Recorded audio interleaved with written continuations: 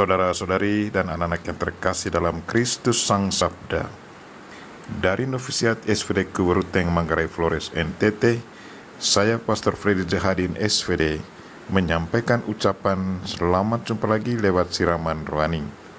Hari ini Minggu 26 September 2021. Injil hari ini diambil dari Markus bab 9 ayat 38 sampai 43, ayat 45, ayat 47 sampai 48. Kita diingatkan untuk selalu mencintai kerajaan Allah dengan sepenuh hati.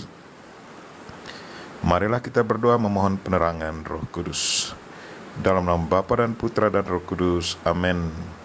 Tuhan dan Allah kami, puji dan syukur kami haturkan kepadamu karena Engkau mengingatkan kami untuk selalu mencintai kerajaan-Mu. Kami mohon mampukanlah kami untuk selalu patuh terhadap segala perintah-Mu dan mengikuti jalan yang telah Engkau tetapkan dengan sepenuh hati. Tuhan, utuslah Roh Kudus-Mu, terangilah pikiran dan hati kami, agar sabda-Mu yang akan kami dengar dapat kami pahami dengan baik, dan isi pesan-Mu dapat kami hayati dan amalkan dalam hidup harian kami. Doa ini kami sampaikan dengan perantaran Kristus Tuhan kami. Amin. Tuhan sertamu dan sertamu juga. Inilah Injil Yesus Kristus menurut Markus. Dimuliakanlah Tuhan. Pada suatu hari Yohanes berkata kepada Yesus, "Guru, kami lihat seorang yang bukan pengikut kita mengusir setan demi nama-Mu. Lalu kami cegah orang itu karena ia bukan pengikut kita." Tetapi kata Yesus, "Jangan kamu cegah dia, sebab tidak seorang pun yang telah mengadakan mujizat demi nama-Ku dapat seketika itu juga mengumpat Aku. Barang siapa tidak melawan kita, ia ada di pihak kita. Aku berkata kepadamu, sesungguhnya barang siapa memberi kamu minum secangkir air oleh karena kamu adalah pengikut Kristus, ia tidak akan kehilangan upahnya. Barang siapa menyesatkan salah satu dari anak-anak kecil yang percaya ini, lebih baik baginya jika sebuah batu kilangan diikatkan pada lehernya, lalu ia dibuang ke dalam laut.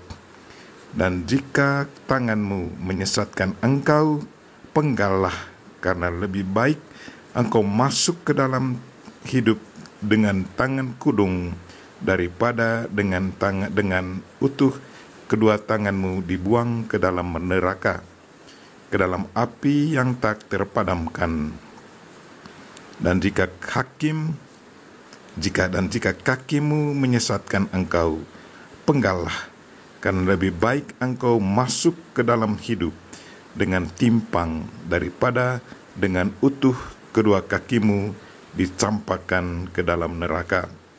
Dan jika matamu menyesatkan engkau, cungkillah, karena lebih baik engkau masuk ke dalam kerajaan Allah dengan bermata satu daripada dengan bermata dua dicampakkan ke dalam neraka, di mana ulat-ulat bangkai tidak mati dan api tidak padam." Demikianlah Injil Tuhan. Terpujilah Kristus.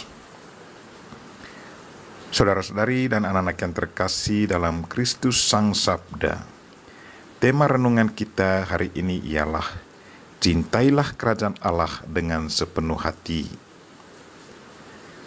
Betapa sering orang mengartikan bahasa kitab suci secara harafiah. Bagi orang yang suka mengartikan kitab suci secara harafiah, akan mengalami kesulitan besar dengan bacaan Injil hari ini. Kalau diterapkan secara harafiah, kita akan bertemu dengan banyak orang yang tercungkil matanya, terpotong tangan atau kakinya, dan lebih banyak lagi yang terpotong lidahnya, karena kita paling banyak berdosa dengan lidah. Lewat Injilnya hari ini, Yesus mau memberi sebuah perbandingan antara kerajaan Allah dan anggota tubuh. Tubuh kita fana. Kalau kita mati, harus kita tinggalkan. Tubuh itu lalu membusuk dan menyatu dengan tanah. Namun demikian, kita sangat menyayanginya. Kita tidak mau kehilangan apapun daripadanya. Dengan tubuh ini, kita berekspresi, mengungkapkan cinta, senang, sedih, kecewa. Dengan tubuh ini, kita bekerja, berbuat baik. Tapi dengan tubuh yang sama, kita berbuat dosa. Tangan bisa kita ulurkan untuk memberi, menolong, meringankan, membelai.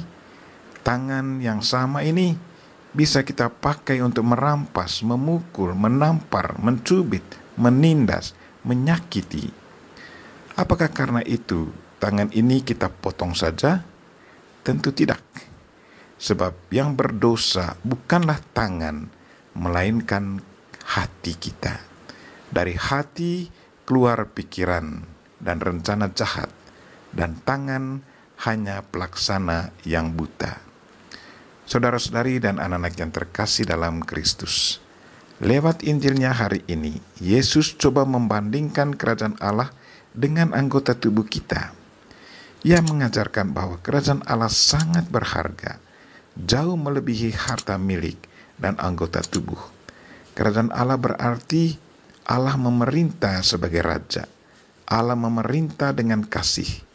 Siapa yang mengikuti ajaran dan perintah Allah, berarti dia alami kebahagiaan kekal.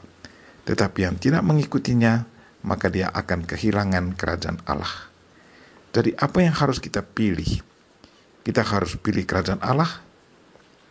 Memilih kerajaan Allah berarti memanfaatkan tangan, mata, kaki, dan segala anugerah Tuhan yang ada dalam diri kita secara bijaksana.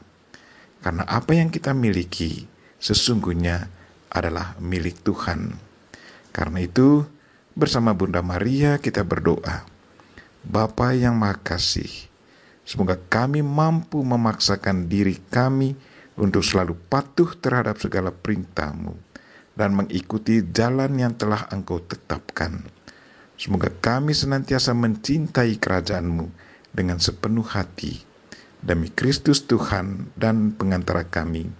Amin. Marilah kita mohon berkat Tuhan. Tuhan sertamu dan sertamu juga. Semoga saudara sekalian dan mereka-mereka yang kita doakan pada hari ini dan segala aktivitas kita sepanjang hari ini dilindungi, dibimbing dan diberkati oleh Allah yang Maha Kuasa, Bapa dan Putra dan Roh Kudus. Amin.